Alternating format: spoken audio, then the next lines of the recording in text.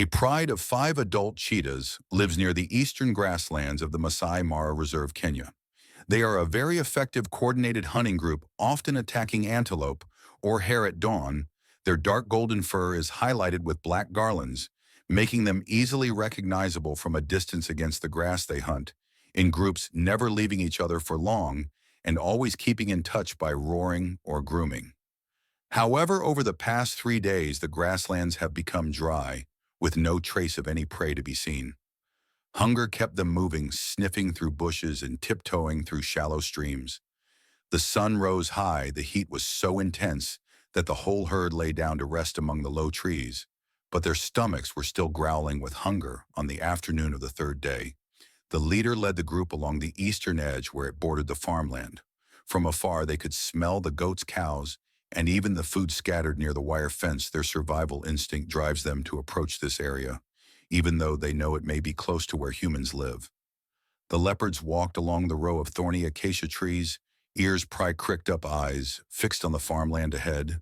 The 5 of them kept a tight formation, walking silently towards the fenced field. In the distance were wooden barns, thin smoke and tall grass, clear signs of livestock farming. Finding nothing in the reserve, they were forced to venture closer to human-controlled territory. They stopped a few meters from the steel fence, hiding behind the dry grass, watching every movement around them. The leopard standing in the middle of the herd smelled the dried blood and curiously approached the foot of the fence.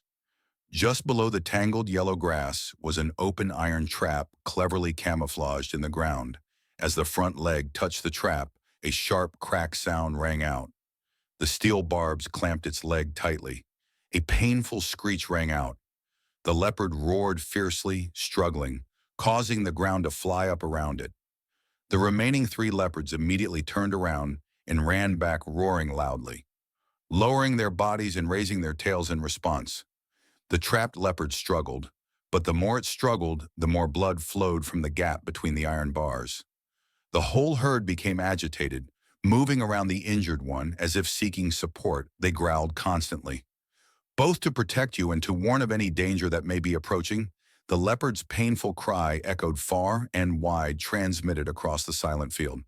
Sounding haunting, the leopards had no idea what the trap was, only that their friend was struggling in the cold metal. The wounded one gradually grew tired.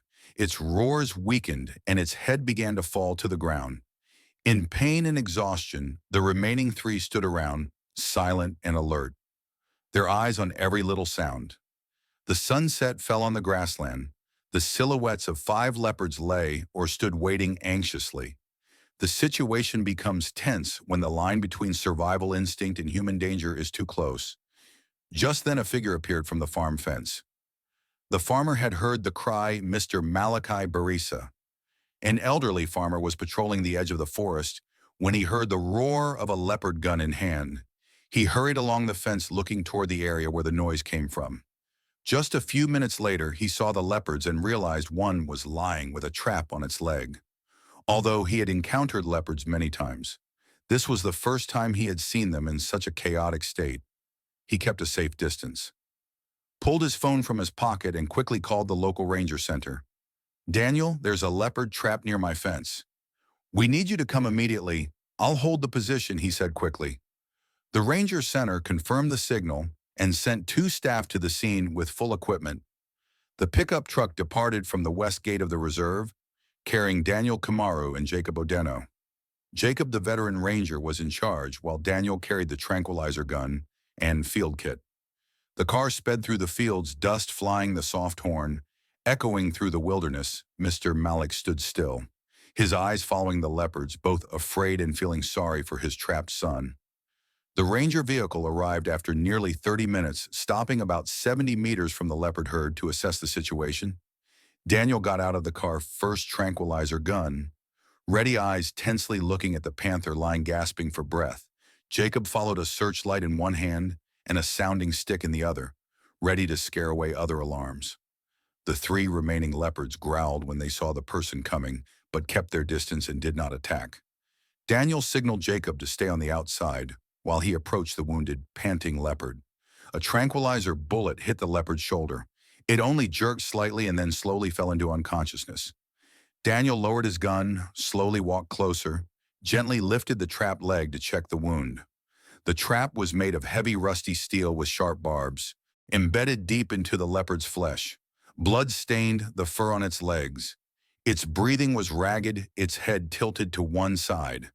Daniel used large pliers to break each steel lock bolt, while Jacob kept watch behind the clamp. Was deep and painful, but there was no broken bone, so he quickly cleaned it and injected painkillers at the site.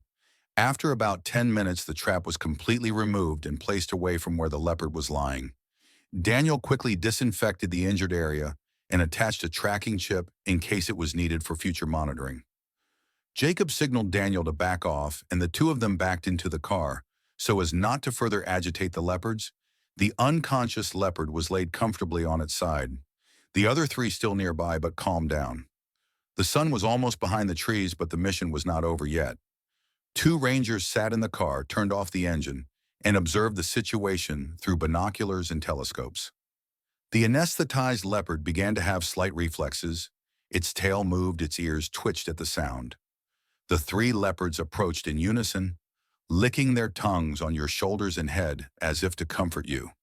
Daniel radioed back to headquarters that the situation was stable, requesting medical assistance that was not needed.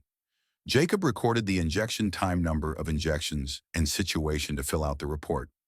The wounded leopard began to open its eyes, slowly lifted its head, and then limped to its feet. Another one used its body to support its friend, keeping a safe distance from the human without taking its eyes off him. Daniel suggested moving the car slowly to lead the leopards away from the farm boundary. The car inched slowly behind the herd, emitting a low warning sound. The four leopards moved slowly, limping but orderly. Turning towards the reserve, the vast grassland gradually swallowed the leopard's figure as it disappeared into the dense forest. The car stopped when the leopards crossed the safe boundary of the reserve. Daniel turned to Jacob, nodded slightly, and the two looked at each other with satisfied eyes, without coercion, just with patience and understanding. They have kept the wildlife alive once again. They proved timely. Intervention can change the fate of a wild animal. The car returned to the farm. Mr. Malik was still standing there with worried eyes, waiting for an answer. Daniel stepped down to shake his hand, reporting that the leopard had regained consciousness and was on its way back into the jungle. Jacob took a sample of the trap, explaining the dangers of misplacing it near the reserve border. They advised him to replace the traps with a safety fencing system and to contact rangers if animals approached. Mr. Maliki agreed, promising to work more closely with the ranger station to protect both people and wildlife. The afternoon's shadow fell over the field, leaving only the wheel marks and leopard footprints imprinted on the damp ground. The leopards are back where they belong, wild-free but always in need of protection.